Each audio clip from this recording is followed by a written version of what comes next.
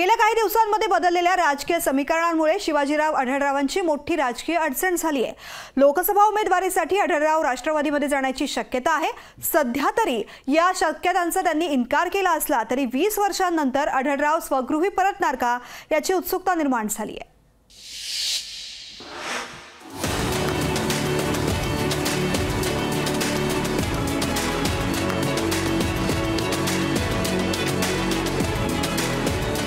शिरूर लोकसभा मतदारसंघ महायुतीत कळीचा मुद्दा बनलाय।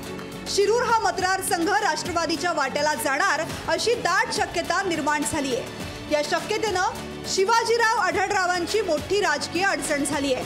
शिरूरवर शिवसेनेचा दावा होता, किंबहुना शिरूरच्या उमेदवारीसाठीच शिवाजीरावांनी एकनाथ शिंदेंसोबत जाण्याचा निर्णय घेतला होता।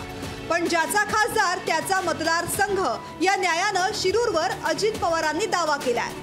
त्यामुळे आता शिवाजीराव आढळराव राष्ट्रवादीत जाणार का अशी चर्चा सुरू झाली आहे। स्वतः शिवाजीराव असं सांगण्यात येत आहे, तुतारी विरुद्ध घड्याळ असा सामना शिरूरमध्ये होणं भाजपला अपेक्षित असावं।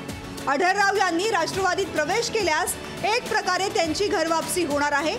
एकीकडे राष्ट्रवादीत असलेल्या आढळरावांनी दिलीप वळसे पाटलांची मतभेदानंतर राष्ट्रवादी सोडली होती।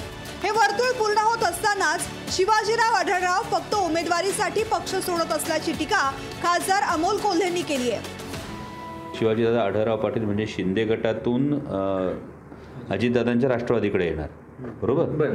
किंवा प्रदीपदादा कंद भारतीय जनता पक्षाकडून अजितदादांच्या राष्ट्रवादी।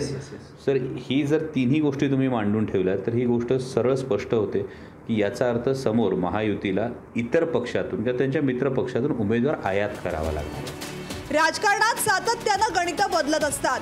महाराष्ट्राच्या राजकारणासोबत शिरूरची ही समीकरणं बदलल्यानं आढळरावांची राजकीय अडचण झाली आहे। आता आढळराव यातून कसा मार्ग काढतात हे पाहणं औत्सुक्याचं ठरणार आहे। अमोल धर्माधिकारीसह ब्युरो रिपोर्ट, लोकशाही मराठी, पुणे।